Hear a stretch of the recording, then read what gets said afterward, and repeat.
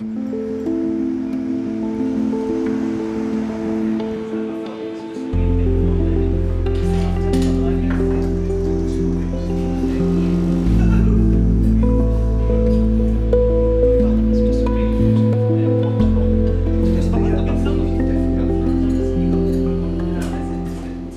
why have you got such an interest in this conference?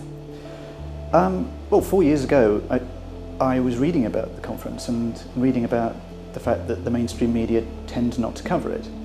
And I was walking along and I thought, well, I suppose I could be that person. And so I contacted The Guardian and said, would you like me to go along and see whether I can find out more about this conference? And I did, and flew to Athens and then spent probably the worst week of my life being chased around Athens by the Greek secret police, jumping in a cab saying, take me to the embassy, things like that. I mean, wrestling with a man on the underground in Athens. It was being arrested constantly. It was a baptism of fire. Was it totally unexpected? Yeah, completely, yeah.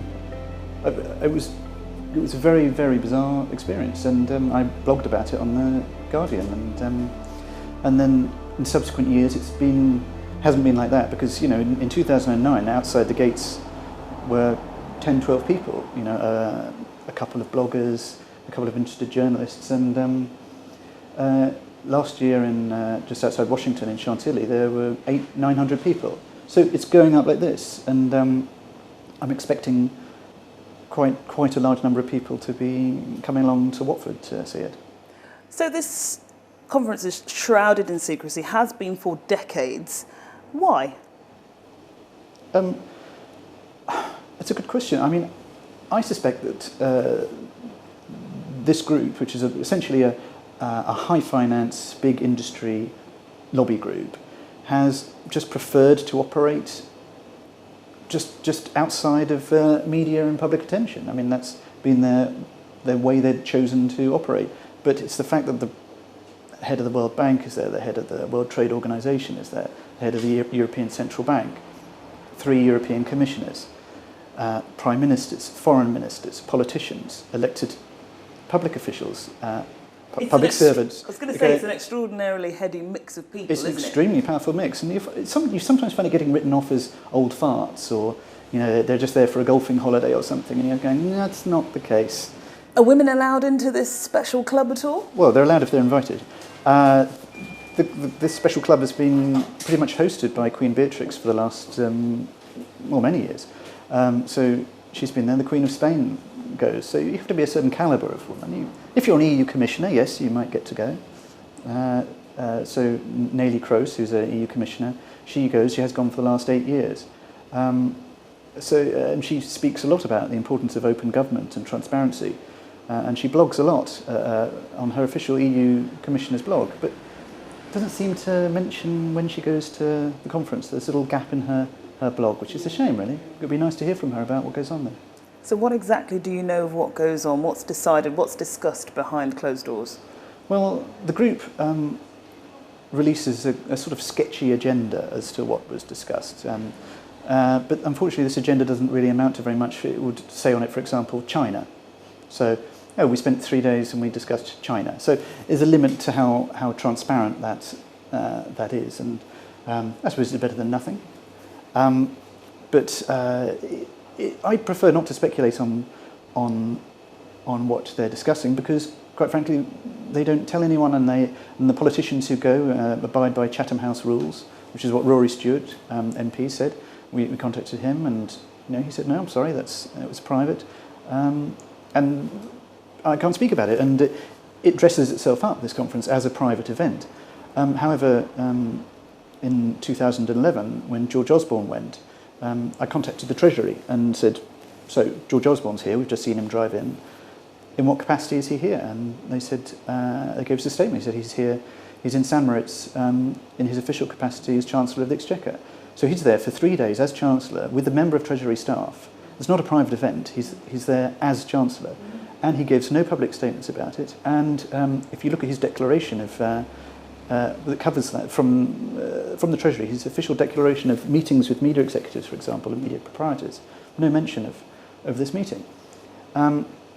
So it's a little unfortunate, the opacity of this event. It doesn't exactly sit well with this new era of transparency, which George Osborne has been particularly keen to trumpet. Absolutely, and I was going to ask you this. It's totally at odds with the ethos of transparency that in the era of transparency that we're living in now. What do you think of this this kind of idea that this year Bilderberg will be more open on the website? It's very clear that they are heralding a new era of openness, and there will be a press tent for members of the media to stand outside and kind of observe, but none of us are allowed in. Yes, and yes, none of us are allowed in. Unfortunately, I don't own a bank, so I don't get to go. But I should say that this transparency which you're perceiving is coming from certain journalists, activists, certain members of the alternative media who have decided to step up and fill the void that is the void of a relationship between this organisation and the press. And we've negotiated with Herts Constabulary, they've negotiated with the conference venue, and we've got ourselves some loos, which is a first. We've got ourselves a little snack tent and a press office, which we're manning. And so when the press come, we'll provide as much information as we can, and it'll be carefully documented information. And so at least that's some kind of a relationship between this body of politicians and businessmen and businesswomen and the public. So you've been forcing change. It's not come from within. Absolutely not. It's pressure that's being brought by journalists and by interested members of the public who simply want a little bit more transparency in this around this international policy summit. And there's going to be quite a presence in terms of activists, isn't there? I believe so. I suppose the proof is in the pudding. I imagine if it rains, there will be less. If it's sunny, there'll be more. But hopefully it'll be sunny. But I think... Otherwise we need a gazebo. The press needs a gazebo. I think a gazebo's in the works. Excellent. Watch this space. But I think that there's a lot of concern amongst the general public about the way this conference comports itself, and I think they're uneasy about it, and I'm uneasy about it. So I would say the first protocol would speak to MPs, also speak to the mainstream media, because and as I do, and as a sort of quasi member of it, every so often I put on that hat and become a Guardian journalist, and I speak to other journalists, I speak to to news editors and to what have you, and I say, look, here's a thing that's happening, and you'd be surprised and horrified how many times I pick up the phone and say, oh, you know that the Bilderberg conference is coming to Watford, and they'll go, the what, sorry? And I'm thinking, you're the news editor of a major news channel or a newspaper. What? I don't quite understand how you don't know that. Anyway, that's my personal bugbear.